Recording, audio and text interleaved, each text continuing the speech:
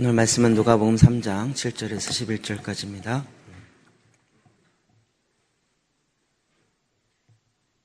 말씀 읽겠습니다. 시작. 요한이 세례받으러 나오는 무리에게 이르되 독사의 자식들아 누가 너희에게 일러 장차 올 진노를 피하라 하더냐. 그러므로 회개에 합당한 열매를 맺고 속으로 아브라함이 우리 조상이라 말하지 말라. 내가 너희에게 이르노니 하나님이 능히 이 돌들로도 아브라함의 자손이 되게 하시리라. 이미 도끼가 나무 뿌리에 놓였으니 좋은 열매 맺지 아니하는 나무마다 지켜 불에 던져지리라. 무리가 물어 이르되 그러면 우리가 무엇을 하리이까? 대답하여 이르되 옷 두 벌 있는 자는 옷 없는 자에게 나눠줄 것이요 먹을 것이 있는 자도 그렇게 할 것이니라 하고. 아멘. 우리는 지금 계속 영적으로 성장하는, 속사람이 성장하는 단계와 방법에 대해서 같이 좀 보고 있습니다.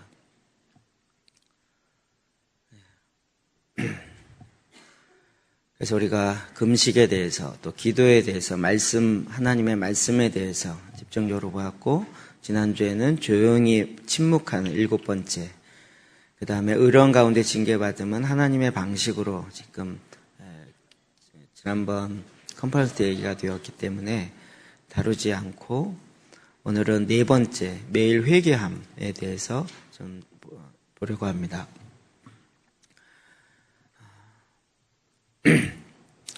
매일 회개한다라는 것이 성경에서 이야기하는 그 의미가 무엇일까? 우리가 다시 한번 좀 기초부터 다시 한번 좀 점검하면서 나아가길 원합니다. 자, 마태복음 6장 24절 말씀 볼까요? 시작. 한 사람이 두 주인을 섬기지 못할 것이니 호기를 미워하고 저를 사랑하거나 호기를 중히 여기고 저를 경히 여김이라. 너희가 하나님과 재물을 겸하여 섬기지 못하느니라. 아멘. 마태복음의 산상수훈에 예수님이 하신 말씀입니다. 한 사람이 두 주인을 섬기지 못할 것이다. 우리가 지금 그냥 표면에 나타나지 않는 이면의 뒤에 숨어있는 많은 전제들이 있는데, 그 전제를 사탄이 이렇게 많이 바꿔놨습니다. 그러니까 기준을 바꿔놨기 때문에 잘못된 기준, 잘못된 전제로 그 위에다가 뭘 쌓으면 잘 쌓여지지 않고 나중에는 꼭 집이 삐뚤어지는 거죠. 우린 예수 그리스도만 믿으면 된다라고 생각하는데, 그 믿음이라는 것이 과연 무엇인가? 그것을 좀 다른 식의 표현을 하자면, 주인을 바꾼다. 오늘 말씀해 보면 두 주인을 섬기지 못할 것이다. 그러니까 지금 이 세상의 학문이나 이 세상에 믿지 않는 사람은 얼마든지 자유롭다. 그리고 자유로울 수 있고 자유로워야 된다라고 이야기합니다. 인간이 과연 자기의 의지로 얼만큼 자유로울 수 있을까요? 과연 인간은 자유로운 존재일까요? 사실은 그것은 성경과 정반대의 전제에서 시작하는 것입니다. 오늘 말씀해 보면 한 사람이 두 주인을 섬기지 못할 것이다.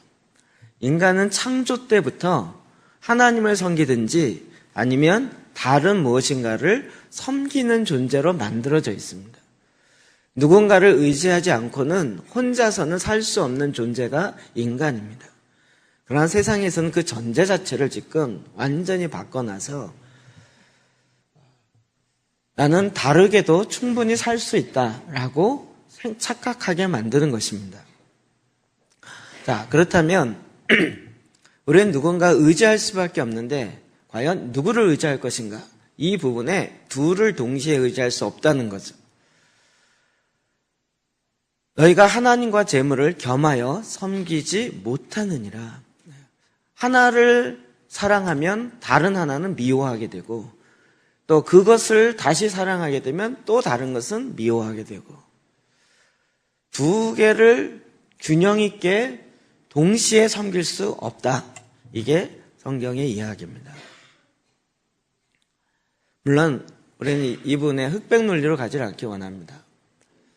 처음이라 조금 더 설명을 드리면, 하나님 우리에게 준 것은 자유의지, 즉 선택할 수 있는 의지를 주었습니다. 성경 처음부터 끝까지 이것은 선택입니다. 그래서 우리 안에 생명과 죽음, 축복과 저주를 놓았고 하나님은 이미 답을 다 알려주셨어요. 내 말을 듣고 행하면 너에게 이런 축복이 있을 것이고 이런 생명이 있을 것이고 내 말을 듣지 않고 행하지 않으면 이런 저주가 있을 것이다. 자, 어떤 것을 선택할 것이냐는 너의 자유의지다. 이렇게 우리에게 주어진 것입니다. 그럼 이건 지금도 바뀌지 않습니다. 그런 의미에서 우리가 회개했다라는 것은 주인을 바꿨다라는 것입니다. 전에는 내가 돈이 나의 주인이었고 돈을 의지하고 돈이 없으면 내가 인생이 없어지는 것 같고 돈이 많으면 내가 뭔가 많은 것 같은, 왜요? 돈을 의지하고 있기 때문에. 표현이 의지지만 사실은 섬기고 있는 거죠.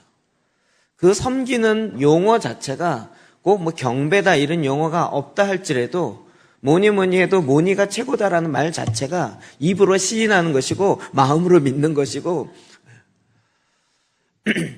그와 같은 것이 이미 보편화되어진 사회 속에서 우리는 그 중간에 회색지대가 있을 거라고 자꾸 착각합니다.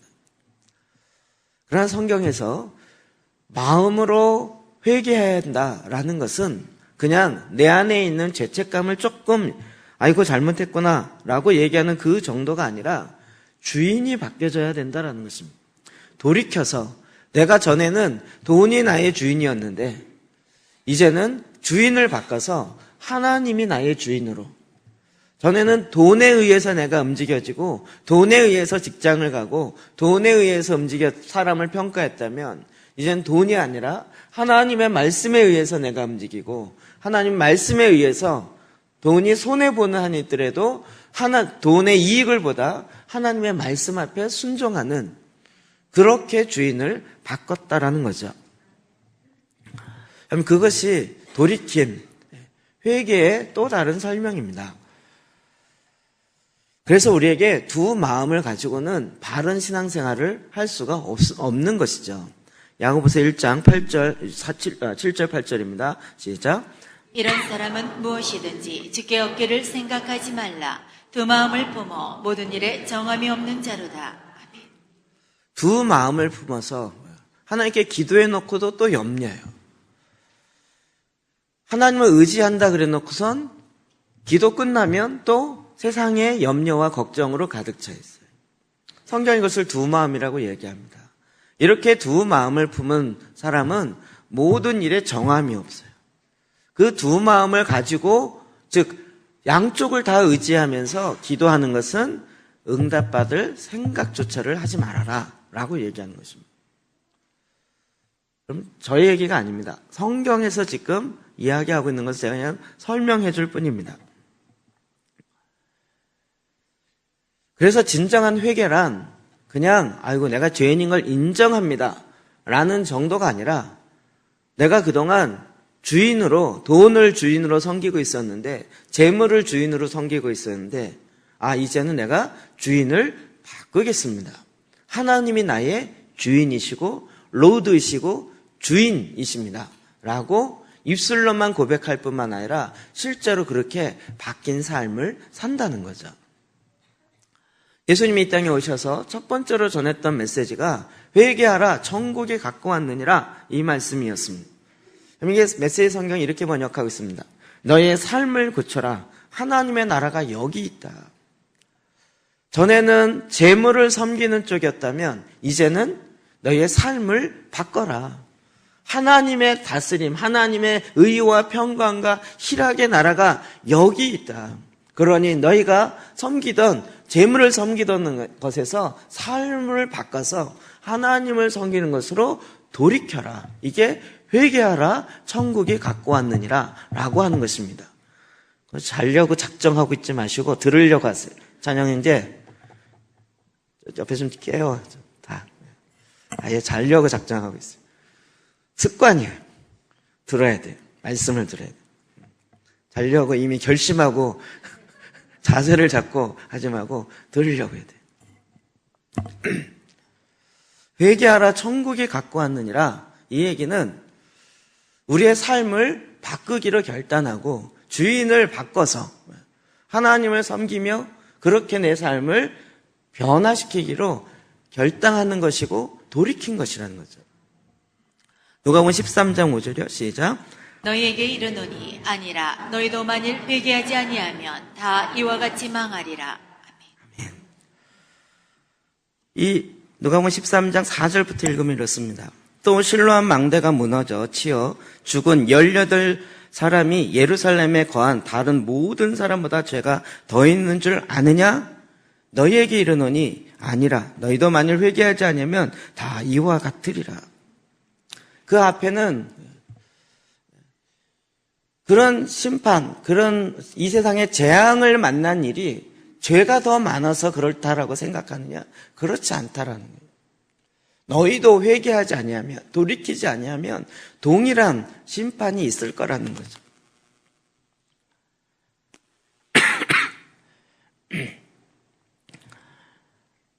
우리가 주변에 일어나는 많은 재앙들이 있습니다. 지진도 있고, 세월호 사건도 있고, 여러 가지 일이 있습니다.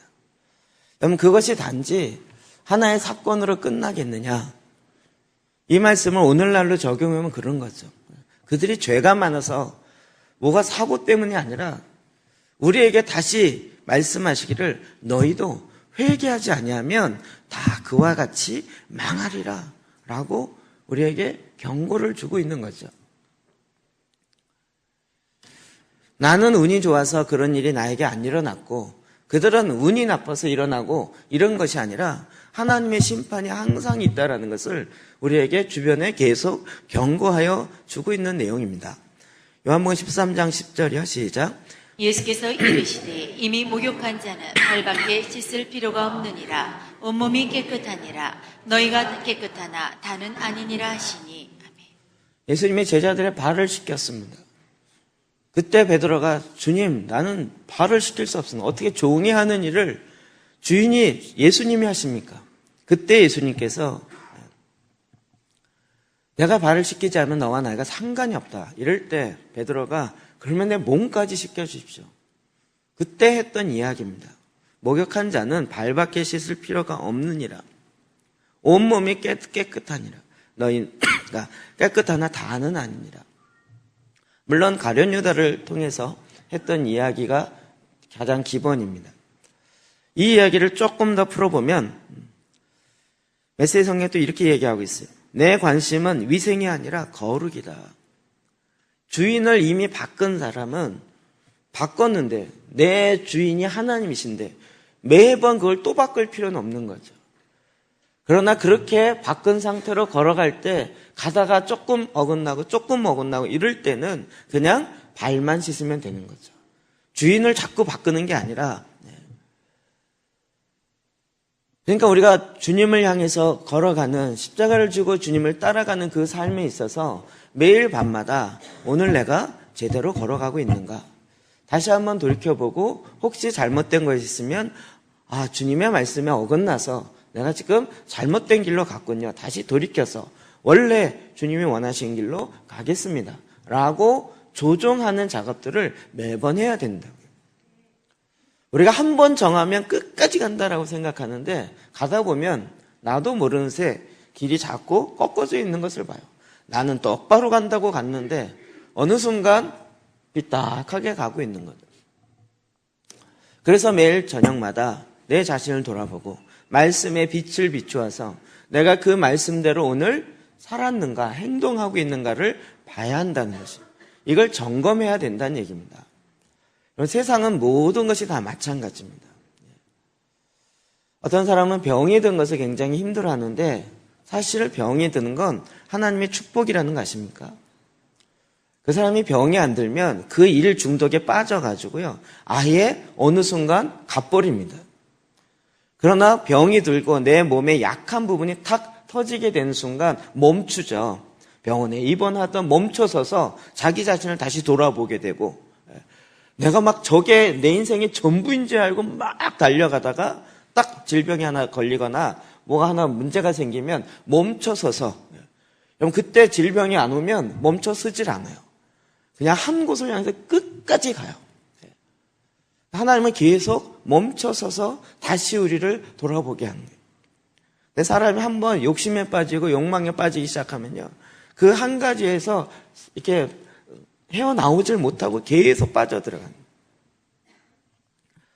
그래서 주님이 다시 한번 이걸 우리의 일상적인 삶 속에서 주기적으로 점검하고 주기적으로 다시 내가 주님의 길을 따르고 있는지를 돌아보라 라고 이야기하는 것입니다.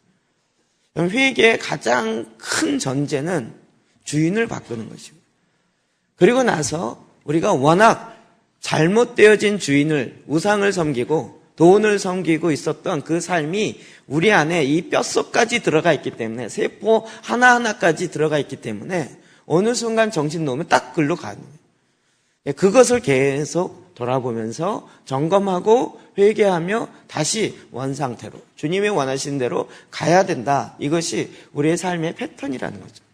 근데 왜 이게 어려울까요? 그럼 이것도 우리의 방법이 잘못돼서 그런 것입니다. 예레미야 17장 9절 10절 볼까요? 시작.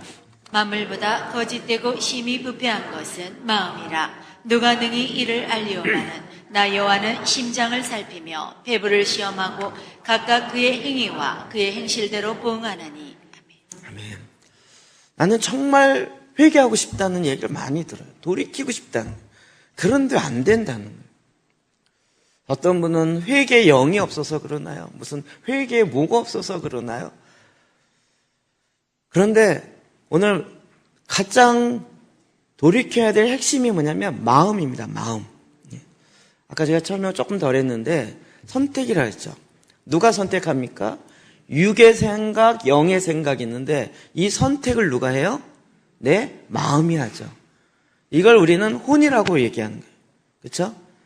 그러니까 지금 육의 생각을 선택하는, 영의 생각을 선택하느냐는 내가 자유의지를 갖고 내가 선택하기에 달린 거라고요.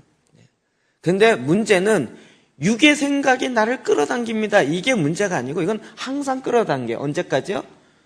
죽을 때까지. 이 싸움은 죽을 때까지 끝나지가 않아요. 그러면 이제 이 싸움이 뭔지 핵심을 알아야죠. 근데 그래서 얘가 좀 안 땡겨줬으면 좋겠습니다라고 자꾸 얘기하는데 그거는 불가능이라니까요. 아니면 왜 영의 생각이 나를 강하게 끌지 않습니까? 자꾸 이렇게 얘기하는데 그게 다 뭐예요? 지금 모든 문제를 외부에다 놓고 외부에서 문제 해결해 주길 기다리는 거예요. 근데 선택은 누가 한다고요? 내가. 마음이. 근데 문제는 이 마음이 어떻게 해요? 예레미야 보니까 심히 부패한 것은 사람의 마음이라고. 그러니까 이 내 안에 선택할 수 있는 기능이 고장났는데 심각하게 고장나 있어요. 그냥 예수 믿고 구원 얻습니다 이러면 그냥 쫙 고쳐져 가지고 탁탁 결정할 수 있으면 참 좋을 것 같은데 이 안에 잘못된 지식들이 들어가 있고 마음에 상처가 있고 그 다음에 의지가 또 엉뚱한 곳에 묶여 있고 이래가지고 이제 내가 그리스도 안에서 자유하지 않은데도 계속 이쪽에 워낙 묶여 있었던 게 많아가지고 쉽게 결정이 안 돼요. 쉽게 선택을 못하는 내 안에서 고장나 있는 심히 부패되어 있는 내 마음이라는. 그러니까 이 마음이 바뀌어지지 않는데 하나님 내가 이걸 회개하고 돌이키겠습니다. 이거를 아무리 해도 안 된다는 거죠. 디모데전서 4장 2절이요. 시작. 자기 양심이 화인을 맞아서 외식함으로 거짓말하는 자들이라. 아멘. 디모데전서 4장 1절부터 봐야 되는데 사단의 말을 따라가는 자들이 있어요. 거짓되어진 진리. 양심이 화인 맞았다. 이게 한문이라 제가 어렸을 때 성경 읽으면서 이게 무슨 말인지 도대체 화인이 뭔가 하는데 불화자의 도장, 불도장이 내 마음에 콱 찍혔어요. 내 양심, 내 마음이 이걸 선택해야 될 기능을 하고 있는 이 마음에 아예 메이드 인 사탄이라고 도장이 확 찍혀버렸어요. 그래 놓으니 뭘 해도 그쪽으로 자꾸 간다고요. 그렇게 마음에 사탄의 불 도장이 확 찍혔기 때문에 항상 하는 것이 외식으로 거짓말하는 그 일을 살아요. 그러니까 우리가 전에는 그렇게 살았던 자들이에요. 이게 모태신앙이냐 무슨 반모태냐 상관없이 우리의 죄성 자체가 이미 마음에 양심이 완전히 딱 도장에 찍혀가지고요. 그것이 하루 순간에 금방 딱 되면 되게 좋을 것 같지만, 그러나 이게 바뀌어지는 그 속사람의 성장하는 과정이 있을 수밖에 없는 거죠. 공동 번역 성경에는 이렇게 번역했어요. 양심의 사탄의 노예라는 낙인이 찍혀서, 제가 한 얘기가 아니고요. 공동 번역에 양심의 사탄의 노예라는 우리 그 마음에 사탄의 노예라고 도장이 꽉 찍혔어요. 누가 봐도 사탄의 노예를 말하는 게 꼭 사람 죽이는 얘기만 하고 비판하는 얘기만 하고 불평의 얘기만 하고 하나님 나라의 의와 평강과 희락의 얘기는 하덜덜 안 하고 늘 사탄의 뭐라고요? 사탄의 노예라는 낙인이 있어갖고요. 그 얘기를 계속하는. 새 번역에는 양심의 낙인이 찍혀서, 우리말 성격에는 양심의 낙인 찍힌 거짓말장이에요. 아예 그렇게 돼 있어갖고요. 그걸 선택하는 기능을 해야 된 이 속사람이 완전히 도장 찍혀 있어갖고요. 이게 웬만큼 정신 차리지 않고 하나님의 정말 강력한 은혜가 있지 않고는 쉽게 알지만 선택을 안 해요. 알면서도, 우리 농담이 생각나죠? 알면서도 안 돼요 그러면서 되는 쪽으로 가요. 말로는 안 돼요라고 하면서 몸은 되는 쪽으로 가고 있어요. 행동을 이미 그쪽으로 가고 있어요. 그러니까 뭐가 굳은 거예요? 생각은 이제 이게 말씀이고 이게 옳다라고 아는데 내 의지는 이미 이쪽으로 가 있어요. 의지는 이미 이쪽으로 묶여 있고 여기에 워낙 습관이 돼 있어가지고 이게 쉽게 고쳐지지가 않는다고요. 이사야 29장 13절입니다. 시작. 주께서 이르시되 이 백성이 입으로는 나를 가까이하며 입술로는 나를 공경하나 그들의 마음은 내게서 멀리 떠났나니 그들이 나를 경외함은 사람의 계명으로 가르침을 받았을 뿐이라. 아멘. 그럼 이것을 마태복음에 그대로 인용하면서 예수님이 이야기하십니다.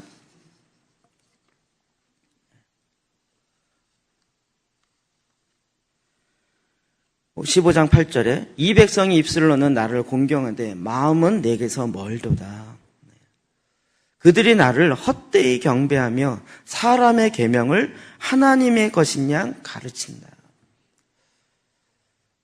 사람의 계명을 하나님의 말인 것처럼 가르쳐요. 그리고 입으로는 주여라고 예배해요. 그런데 삶은, 마음은 하나님부터 멀어요. 이게 뭐죠? 그냥 종교적 습관, 종교적 껍데기를 많이 갖고 있어요. 사람들 앞에서 거룩하게 손 들고 찬양하면 거룩해 보이는 것 같고, 그러니까 이게 하나의 또 하나의 규범이 돼서 정말 하나님을 경외하는 그 마음에서 하나님을 사랑하고 하나님만을 바라는 그 마음으로 가는 것이 아니라 무슨 공식이 돼가지고 그렇게 가버린 거예요. 그래서 하나님이 이 백성이 입으로는 나를 가까이 하나 입술로는 나를 공경하나 마음은 멀다고요. 근데 중요한 건 뭐예요? 마음이잖아요. 마음은 하나님부터 멀리 떠나 있어요. 그런데 이미 교회 다닌 지 이게 후기 기독교 문화 사이에 들어와 있어 갖고요. 교회 용어를 다 알아요.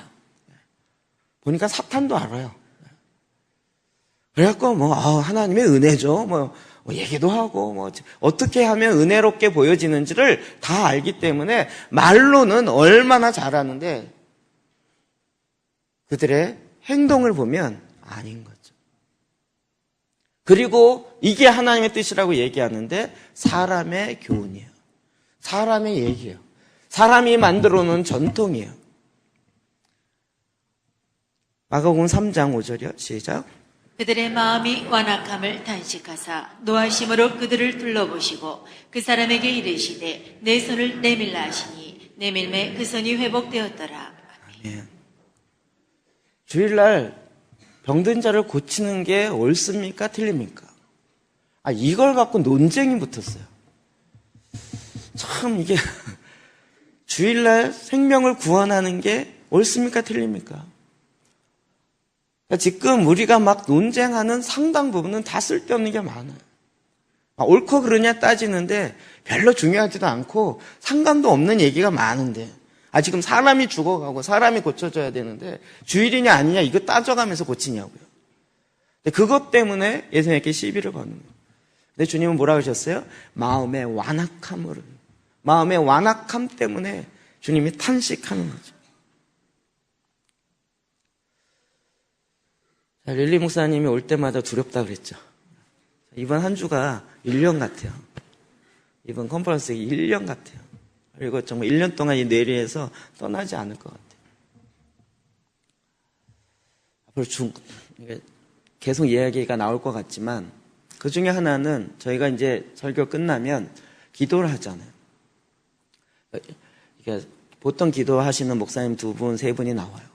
기도 인도를 하는 것이 아니라 우리 용어로 얘기하면 우물 파는 기도를 해요. 그 말씀 들은 걸 가지고 나에게 적용하면서 더 깊이 파는 거예요. 더 깊이. 근데 그 더 깊이 파는 우물 파는 기도가 뭔지에 대해서 이번에 얘기가 좀 개인적으로 많이 있었어요. 딱 한마디로 이렇게 얘기하더라고요. 그 기도는 회개 기도입니다. 그래서 지난번에 와서는 방언으로 회개하지 말아라 이 얘기 딱 나온 거고요. 이번엔 조금 더 깊어진 것 같긴 한데 아직 회개의 돌파가 이루어지지 않았다라고 딱 한마디 하고 하시더라고요. 돌이킴이 근데 그게 뭘까? 제가 계속 마음에 이제 고민이 전 숙제를 하나 또 앉으면 이게 풀리기 전까지는 이게 1년이고 2년이고 계속 풀어져야 또 이게 되는 사람입니다. 회개의 돌파가 일어나지 않았다. 근데 제가 그 말에 정말 공감이 가요. 제가 전에부터 요즘 들어 계속 그 얘기를 하는 것 같아요. 그 믿음의 나비효과 책에도요. 우리 기도의 약 75%는 쓸데없는 기도라고. 이런 거죠. 하나님이 회개하라 그랬으면 주님 그 말을 마음으로 받았으면 주님 내가 고치겠습니다. 내 삶을 바꿔서 이제는 하나님 말씀 가운데 거하고 명령하는 대로 순종하겠습니다. 이렇게 가는 게 당연한 거잖아요. 그런데 70, 80%는 기도가 뭐냐면 하나님 회개하게 도와주세요. 회개하길 원합니다. 회개하라. 회개하길 원합니다. 회개하라. 회개하길 원합니다. 이게 소기의 경읽기도 아니고 말이 대화가 안 되는 것 같아요. 기도의 상당 부분은. 자유의지는 내가 하나님이 나에게 맡기신 거기 때문에 그건 하나님도 안 건드리세요. 우리는 왜 하나님이 안 하냐라고 자꾸 하나님을 탓하는데 그것이 아니고 그 돌이킨 삶을 살아야 되는 건 내가 선택해야 되는 거예요. 근데 많은 부분에 은혜로 구원받고 입으로 시인하여 구원에 이른다 그래서 내가 입으로 시인하면 구원에 이르렀다라고 얘기하는데 정확하게 얘기하면 틀린 얘기는 아니에요. 제가 그거 고민하다가 그래요, 맞아요. 생명은 있어요. 그런데 거의 식물인간 수준이에요. 숨은 쉬고 있고 몸의 기능은 다 하고 있는데 움직이지 못하고 그냥 식물인간처럼 이렇게 지금 10년째 있는 거라고요. 이게 사람입니까? 아닙니까? 굳이 따지자면 사람이에요. 생명이 있는 거예요. 그런데 식물인간인 거예요. 제가 감히 요즘에 한국 교회를 보면서 거의 식물인간 성도들이 너무 많은 거예요. 행함이 중요치 않습니까? 여러분 그것은 우리에게 하나님이 자유의지로 주셔서 그것이 우리에게 하나님께 상급이 되어지고 삶의 열매가 되어지도록 맡기신 건데 그걸 교리를 이상하게 적용해가지고 거의 숙명론에 갖고 와요. 그리스도인의 삶의 실제를 살으려고 하질 않아요. 가만히 있으면서 언젠가 내가 변화가 되겠지. 하나님이 강력하게 해서 나를 변화시키겠지. 물론 우리가 생명을 얻는 부분 그것은 하나님의 절대 주권이고 하나님의 은혜로 말미암아 생명은 누가 만들어낼 수 있지 않아요. 행위로 말미암아 생명을 만들어낼 수 있는 건 없어요. 그런데 그 생명이 우리에게 주어졌을 때 그 다음에는 그 생명으로 말미암아 주인이 바뀐 거잖아요. 그러면 바뀐 주인에 따라서 그 주인을 섬기는 삶을 살아야 되는데 여전히 생명을 갖고 있는데 삶은 사단의 노예에 낙인이 찍힌 채로 여전히 살고 있어요. 그러면서도 교리적으로는 구원받았다라고 얘기하기 때문에 나는 괜찮다라고 넋놓고 있다고요. 잘못되어진 생각이 우리로 하여금 회개에 대해서 착각하게 만들고 있어요. 진정한 회개란 무엇일까요? 에스겔 36장 26절이요. 시작.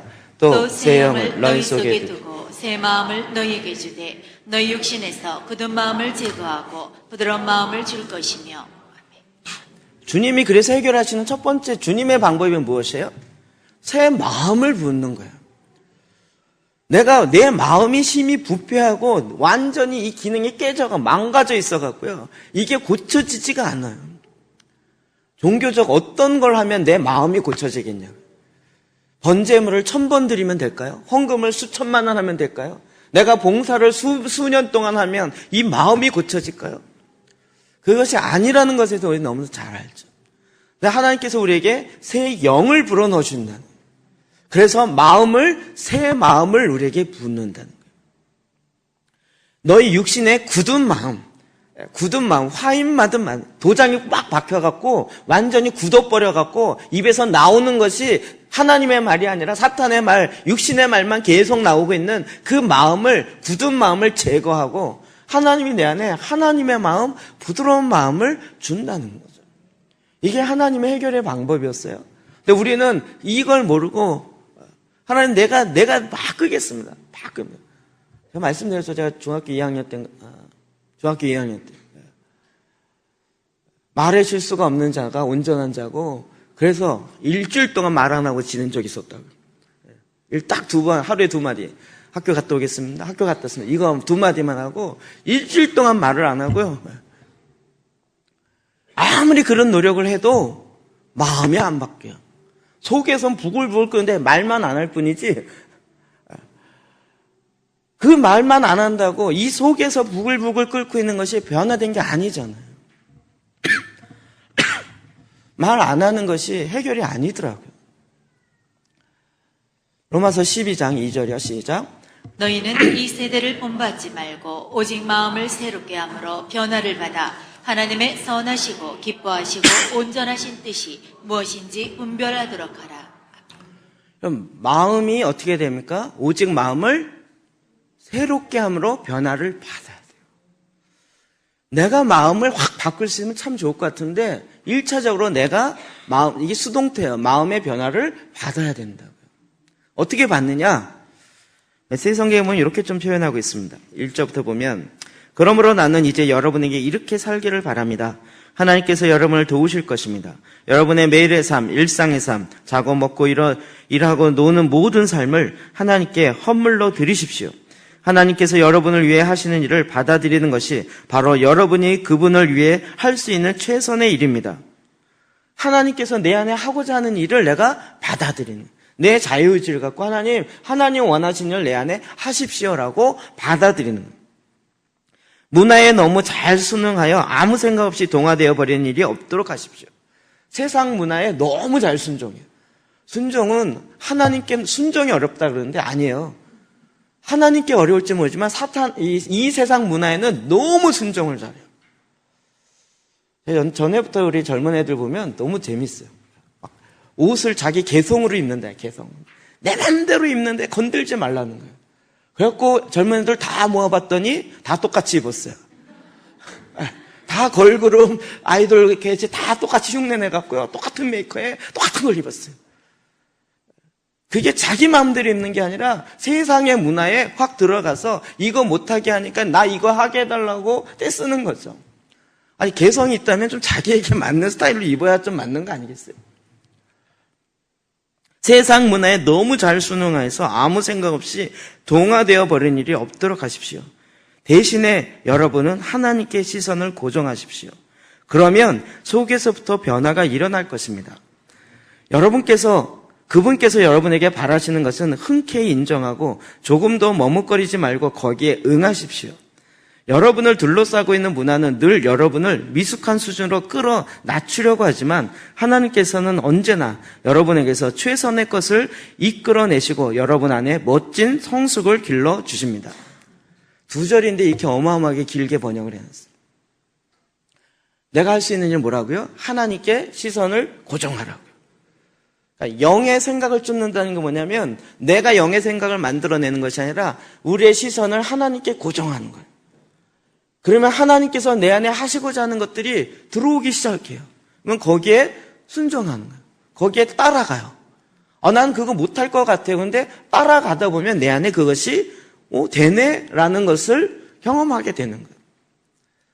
내가 만들어난 어떤 종교적 법칙에 따라서 그것을 하겠다 이렇게 가는 게 아니라 주님을 계속 주의 말씀, 그래서 말씀을 보는 거예요.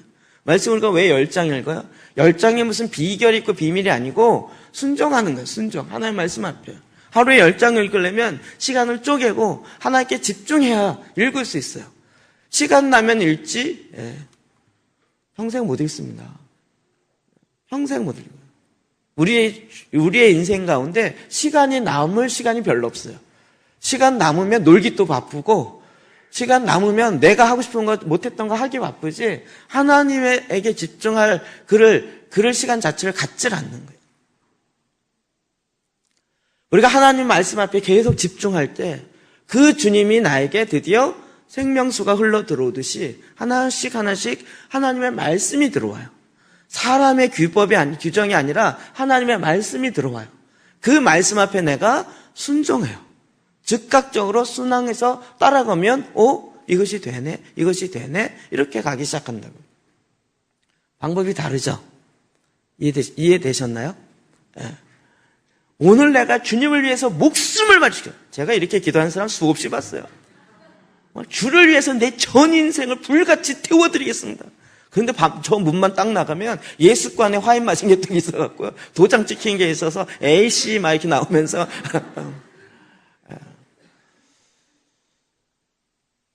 우리가 방법조차도 하나님이 원하시는 방법이 성경에 다 가르쳐주고 있어요. 누가복음 15장 17절이요. 시작. 이에 스스로 돌이켜 이르되 내 아버지에게는 양식이 풍족한 품꾼이 얼마나 많은가. 나는 여기서 줄여 죽는구나. 내가 일어나 아버지께 가서 이르기를 아버지 내가 하늘과 아버지께 죄를 지었사오니. 당자가 했던 이야기입니다. 그가 돼지의 주염면을 먹으면서 자기의 신세를 한탄한 것뿐만 아니라 아버지를 기억한 거죠. 아버지 집에. 그리고 그 아버지의 사랑을 기억한 거예요. 그래서 어떻게 했어요? 스스로 돌이켜서. 이게 돌이키다가 회개한다라는 단어가 같습니다. 우리는 이걸 좀 굳이 좀 빗대어 설명하면 돌이켰는데 아버지께 가지 않으면 진정한 회개가 아니라고요. 막 그 돼지 우리에서 같이 내 인생이 뭐냐 하나님 내 죄를 용서해 주십시오. 내가 잘못했습니다. 그러면서 거기에 지금 열흘째 계속 앉아갖고 주님 나 회개합니다. 돌이킵니다. 주님 나를 변화시켜서 아버지 집에 보내주십시오. 하나님 뭐라고 대답하세요? 일어나 가. 근데 주님 내가 회개합니다. 돌이킵니다. 내가 잘못했습니다. 아니 일어나 가라니까. 스스로 돌이켜서 일어나서 가는 건 누가 해야 돼요? 내가 해야 되는 거죠. 하나님이 봉 들어다가 아버지 앞에 딱 떨어뜨려 놔야 그게 하나님의 역사냐. 잘못인 줄 알면 그렇구나. 그리고 삶을 바꿔야죠. 아버지께 가야죠. 아버지께 가지 않으면서 그곳에 앉아서 막 자기 자신을 막 죄를 뒤집어 쓰면서 주님 내가 회개합니다. 회개의 진정한 의미가 그게 아니라요. 돌이키는 건데 돌이켰으면 그 삶을 살아가야 되는 거예요. 빌립보서 3장 9절이요. 시작. 그 안에서 발견되려 함이니 내가 가진 의는 율법에서 난 것이 아니요 오직 그리스도를 믿음으로 말미암은 것이니 곧 믿음으로 하나님께로부터 난 의라. 아멘. 빌립보서 3장 9절 메시지 성경 이렇게 얘기하고 있습니다. 7절부터 읽으면 나는 저들이 자랑스럽게 내세우는 조건들, 내가 명예로이 여겼던 다른 모든 것과 함께 갈기갈기 찢겨진 쓰레기통에 내던져졌습니다. 왜 그랬을까요? 그리스도 때문입니다. 그렇습니다. 내가 전에 그토록 중요하게 여겼던 모든 것이 내 삶에 사라져버렸습니다. 그리스도 예수를 내 주님으로 직접 아는 고귀한 특권에 비하면 내가 전에 보탬이 된다고 여겼던 모든 것은 하찮은 것, 곧 개똥이나 다름없습니다. 나는 그 모든 것을 쓰레기통에 버렸습니다. 그것은 내가 그리스도를 품고 또한 그 품에 안기려는 것입니다. 그리스도를 신뢰하는 데서 오는 강력한 힘. 다시 한번. 그리스도를 신뢰하는 데서 오는 강력한 힘. 곧 하나님의 의를 얻고 나서부터 나열된 규칙이나 지키는 하찮고 시시한 의는 조금 더 바라지 않게 되었습니다. 주님 안에서 내가 발견돼요. 예수 그리스도의 품 안에 있어요. 주님을 바라보면 바라볼수록 주님을 의지해요. 자유의지를 가지고 내가 돈을 의지하는 것이 아니라 하나님을 의지해요. 예수 그리스도를 의지해요. 의지하면 의지할수록 거기서부터 오는 놀라운 신비한 힘이 있어요. 그 의지하는 것에 방해가 되는 걸 다 똥처럼 여기고, 전에는 이게 도움이 된다 그래갖고 똥을 잔뜩 싸놨는데 이제는 이걸 똥처럼 여기고 그리스도 안에서 발견돼요. 내가 말씀으로 말미암아 창조되었죠. 그렇죠? 말씀으로 말미암아 하는 세상을 창조했잖아요. 나는 누구에서 창조됐어요? 부모에서 창조돼서 출생한 건 통로로 나온 것이고, 나는 누가 만들었어요? 하나님이. 뭘로요? 말씀으로요. 그러니까 말씀의 본체이신 그분 앞에 만나면 어머니 왜 나를 낳으셨어요? 이럴 게 아니라 하나님 왜 나를 만드셨어요? 이렇게 물어보아야 되는 거죠. 하나님께 묻고 하나님께 들어야죠. 야, 내가 널 실수로 낳았댄다. 이래가지고 내 인생은 실수 인생인가 봐. 여기 상처받고 막 이렇게 생각하지 마시고 하나님께 주님께 물어서, 여러분, 우리가 이 땅에 어떻게 탄생했느냐 그렇게 중요하지 않아요. 그것이 나에게 영향을 미치지만 그게 절대적 내 정체성에 큰 영향을 미치지 않아요. 하나님이 없기 때문에 거기에 자꾸 매이는 거예요. 내가 오직 그리스도에게 더 집중하고 주님을 의지하고 주님을 바라볼수록 거기서부터 오는 그를 의지하기 때문에 오는 신기한 하나님의 의가 있어요. 그것 때문에 이 세상의 규범으로 지켜야 할 그런 쓰레기 같은 규범들은 별로 집중하지 않는 거예요. 율법이 쓰레기다라고 하는 것이 아니라 그 율법을 지킴으로 하나님 앞에 나아가는 게 아니고 주님 앞에 더 집중하고 주의 말씀을 먹고 그 말씀이 내 안에, 내가 말씀을 의지함으로 내 안에 역사하는 하나님의 이 놀라운 역사 때문에, 그래서 그것을 쫓다 보면 이 모든 율례와 규범들은 그냥 자연스럽게 지켜지는 거죠. 로마서 8장에. 그러니까 진정한 회개는 무엇이에요? 주님을 바라보는 거죠. 주의 말씀 앞에 더 깊이 들어가는 거고. 저희가 셀 모임 할 때 우리가 세상 이야기 하는 거에 좀 멈추라라고 얘기를 자꾸 합니다. 세상에서 일주일 동안 내가 어떤 위험한 일이 많이 있었는지 아무리 얘기해도 그 위험한 일은 안 끝납니다. 평생 안 끝난다. 뭐가 돼야 돼요? 하나님 말씀 앞에 집중해서 그 하나님의 말씀에 순종해서 일어났던 간증들 나누라고요. 그것이 없다면 그 시간에 그냥 말씀을 읽고 먹으라고요. 다시 말씀을. 왜 못 먹었는지를 20년째 나눠도 정확하게 분석하고 정확하게 얘기해도 하나님의 말씀을 먹는 거에는 도움이 안 돼요. 왜 안 되는지를 분석하는 데는 도움이 될지 모르지만 예수 그리스도 안에서 내가 발견되는 거예요. 말씀 안에서 내가 발견되고요. 말씀 안에서 나를 향한 하나님의 어마어마한 계획들이 풀어지기 시작하는 거예요. 누가복음 3장 8절 9절이요. 시작. 그러므로 회개에 합당한 열매를 맺고 속으로 아브라함이 우리 조상이라 말하지 말라. 내가 너희에게 이르노니 하나님이 능히 이 돌들로도 아브라함의 자손이 되게 하시리라. 이미 도끼가 나무 뿌리에 놓였으니 좋은 열매 맺지 아니하는 나무마다 지켜 불에 던져지리라. 아멘. 말씀 메시지 성경을 읽기가 참 그런데 그냥 읽어드리겠습니다. 세례가 인기 있는 일이 되다 보니 사람들이 무리지어 세례를 받으러 나왔다. 요한은 그들에게 버럭 소리를 질렀다. 뱀의 자식들아, 이 강가에 슬그머니 내려와서 무엇을 하는 거냐? 너희의 뱀 가죽에 물을 좀 묻힌다고 하나님의 심판을 비켜갈 것 같으냐? 바꿔야 할 것은 너희 겉가죽이 아니라 너희 삶이다. 아브라함을 조상으로 내세우며 다 통할 것이라고 생각하지 마라. 아브라함의 자손인 것과는 아무 상관도 없는 일이다. 흔히에 빠진 것이 아브라함의 자손이다. 하나님께서 원하시면 돌들로도 아브라함의 자손을 만들 수 있다. 중요한 것은 너희 삶이다. 너희 삶은 푸르게 꽃 피고 있느냐? 말라 죽은 가지처럼 땔감이 되고 말 것이다. 그럼 내가 모태신앙이다, 어디 교회를 다닌다, 무슨 회복의 동산교회를 다닌다, 아무 말짱 효과가 없어요. 중요한 건 삶이에요. 내가 세례를 받았다, 직분이 뭐다, 그건 그냥 다 기능에 불과한 거예요. 중요한 건 삶이에요. 삶의 변화인 거예요. 삶의 변화를 위해서 세례를 받는다? 아니요.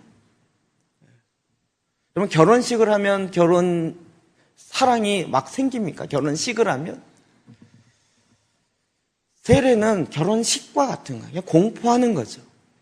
내가 주님을 사랑하고 주님과 연합하여 하나 되겠습니다라고 모든 사람 앞에 공식적으로 하는 것이지, 세례를 받음으로 내가 세례식이 내 안에 있으므로 믿음이 갑자기 확 생기고 그렇게 되는 것입니까? 물론 그 의미를 향해서 들어갈 땐 그렇죠. 표현이 너무 노골적이죠. 뱀 가죽에 물 바른다고 뱀이 가죽이 바뀌냐, 뱀이 바뀌겠냐. 삶을 바꿔야죠. 이제 우리에게 정말 요구되는 건 구체적인 삶의 변화인 거죠. 그래서 마태복음 7장 21절 볼까요? 시작. 나더러 주여 주여 하는 자마다 다 천국에 들어갈 것이 아니요 다만 하늘에 계신 내 아버지의 뜻대로 행하는 자라야 들어가리라. 아멘. 천국에 누가 들어간다고요? 믿음으로 들어가는 거 아니에요? 네. 천국에 누가 들어간다고요?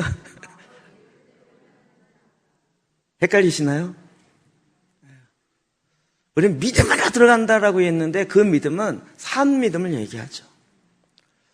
아버지의 뜻대로 믿습니다. 그런데 행동이 하나도 없어요.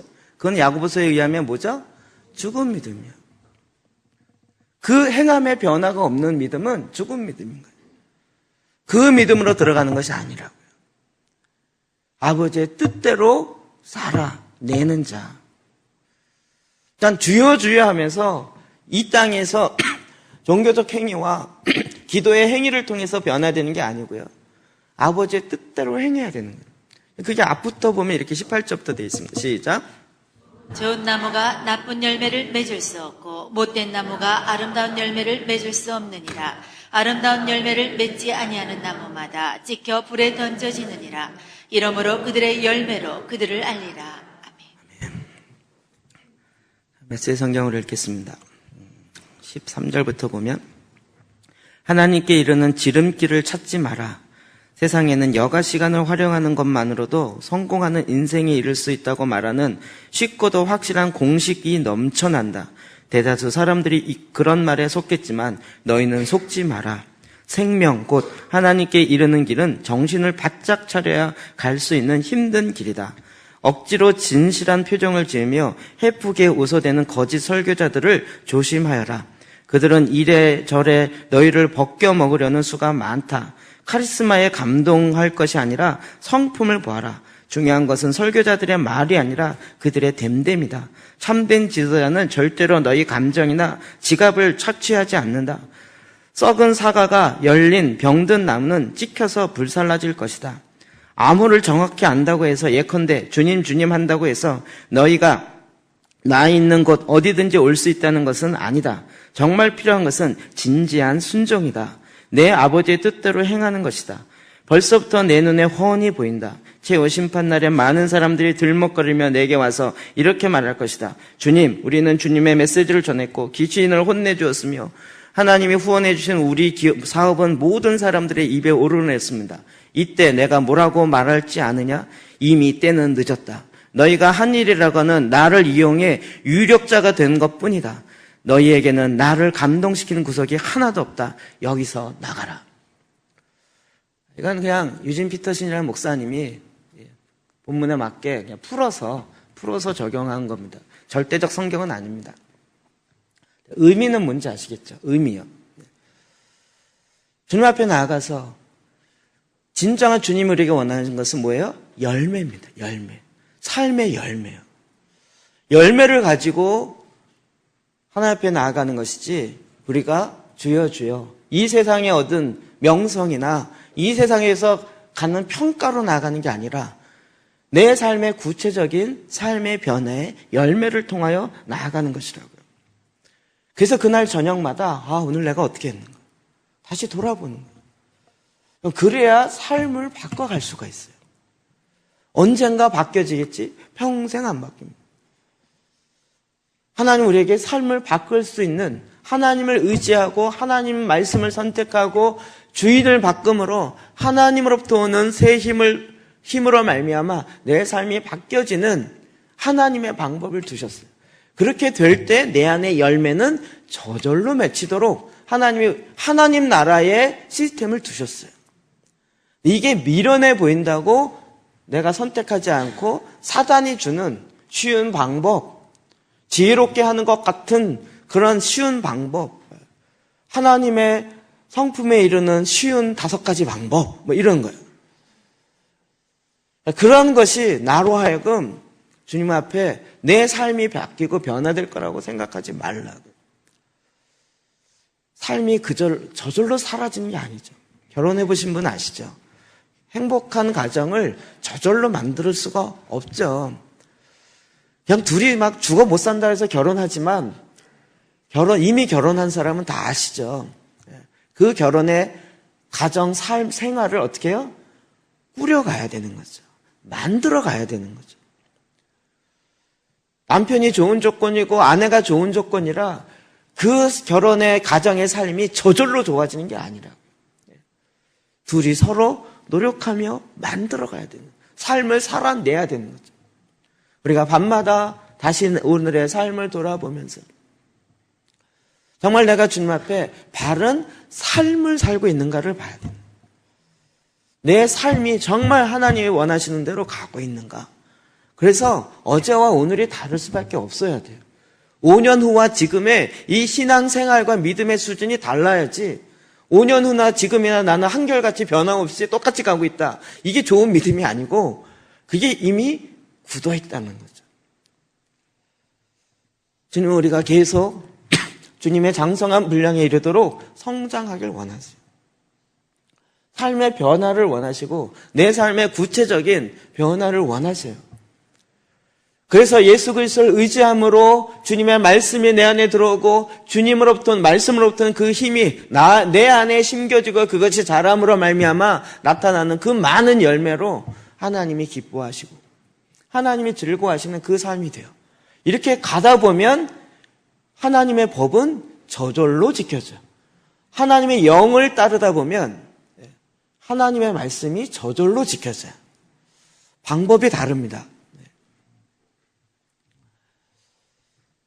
삶의 변화, 회개는 단지 돌이켰다.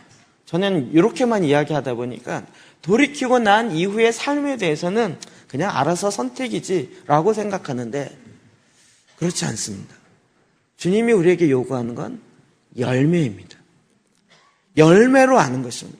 내 삶의 구체적인 열매로 아는 것입니다. 그것은 예수 그리스도 안에 있을 때 그리스도로 말미암아 맺혀지는 열매입니다. 내가 이 땅에 얘기하는 무슨 전도 열매, 봉사 열매 이런 차원의 얘기가 아니고 말씀이 내 안에 들어와서 그 말씀으로 말미암아 내가 즉각적으로 순종하여 그 말씀대로 삶으로 말미암아 내 삶에 나타나는 하나님의 성품으로 맺어지는 그런 열매들이에요. 그것이 내 삶의 진정한 회개예요. 변화인 거죠. 그러니까 오늘도 우리가 그거를 다시 보는 거예요. 여러분 이게 어렵지 않아요. 여기 농사하시는 분 보니까요. 이번에 이렇게 심었더니 뭐가 안 되더라. 그럼 다음에 어떻게 심지? 다음에는 뭘 어떻게 할까? 계속 생각하잖아요. 다음에 또 고치잖아요. 그렇지 않아요? 1년 농사해보니까 또 다르고 다음에 할 때 또 다르고 하면서 자꾸 노하우가 생기죠. 그러면 똑같은 밭에 똑같은 농사를 하는데 밭을 주말 농장을 하는데 하시는 게 조금씩 달라지잖아요. 왜요? 해보니까 이렇게 돼야겠구나. 이렇게 돼야겠구나. 점차 알아지고 거기에 맞춰서 삶을 바꿔가는 거잖아요. 우리의 모든 일상이 그런 것처럼 우리의 삶도 그런 거죠. 그래서 주의 말씀으로 꾸준하게 내일 밤마다 내가 오늘 그 말씀으로 말미암아 어떻게 살고 있는지를 봐야 되는 거예요. 하나님 내게 말씀 주셨다 그래서 바짝 움직인 게 아니라 하나님 이 말씀을 어떻게 갈까요? 여러분 오늘 아침에 기도재단 말씀 읽으셨나요? 다윗 왕이 되고 나자마자 법궤를 가져오려고 그랬어요. 법궤를 가져오다가 웃사가 찢겨져 죽었어요. 다윗의 마음에 기분이 나빠서 가져오다 말았어요. 우리가 말씀을 가져와야 된다 그러니까 내 방법대로 그냥 수레에다 담아갖고 가져오려고 그래요. 그 방법으로는 하나님의 말씀이 내 안에 들어올 수가 없어요. 하나님의 말씀은 하나님의 방법으로 내 마음에 들어와요. 성경은 그 절차를 이야기하고 있어요. 뭐였죠? 레위인들이 준비되어서 레위인들이 법궤를 어깨에 메고 들어오고 와야지 소가 끌고 오는 건 이방신을 섬기는 방법이에요. 이 세상의 우상을 섬기는 방법으로 하나님을 섬기겠다, 지극정성으로 섬기겠다. No. 그걸로는 찢겨져 죽을 수밖에 없어요. 하나님의 말씀이 어떻게 움직여져야 되는지 방법을 모르겠다 그러는데 그 방법이 성경에 수두룩하게 나와요. 그것이 그냥 다윗이 법궤를 갖고 왔다는 것에 끝나는 것이 아니라 법궤가 뭐예요? 하나님의 임재잖아요. 기도제단의 핵심이 뭐예요? 임재잖아요. 하나님이 내 안에 거하고 내 안에 거하실 처소가 내 안에 지어지는 거잖아요. 그게 내 방법대로가 아니라 하나님의 모양대로, 하나님의 보여진 식양대로, 방법대로, 내 마음대로 한 바로 내 마음에 주님 여기 계십시오. 여기 내 침대 만들 테니까 주님 푹 주무세요. 나는 주님을 위해서 푹신한 침대를 준비했습니다. 지성소 안에 침대 갖다 놓고 이런 것이 주님의 임재를 갖고 오는 게 아니라고요. 그건 세상의 방법인 거예요. 하나님의 말씀대로, 하나님의 방법대로. 그렇게 나갈 때 거기에 열매가 절로 맺혀요. 우리는 그 말씀을 계속 집중하는 거예요. 하나님의 말씀에 집중해요. 왜 이렇게 강조하냐고요? 아니 갓난아이가 눈만 뜨면 밥 먹고 싸는 게 일이잖아요. 그게 기본이죠. 갓난아이와 같이 순전한 젖을 사모하면서 계속 그래서 영적 청년이 될 때 뛰고 일어날 수 있는 것이지 갓난아이가 어떻게 봉사하고 갓난아이가 어떻게 주위에 뭘 하겠다고 그러면 워워 그래 말려야지 그걸 하라고 얘기하는 게 맞겠냐고요. 주님 우리에게 구체적인 삶의 변화로서의 회개를 요구하십니다. 바꿔야 됩니다. 그 방법까지도 주님께 묻고 주의 방법으로 삶을 변화시키는 구체적인 삶의 실제를 사시기를 주의 이름으로 축복합니다.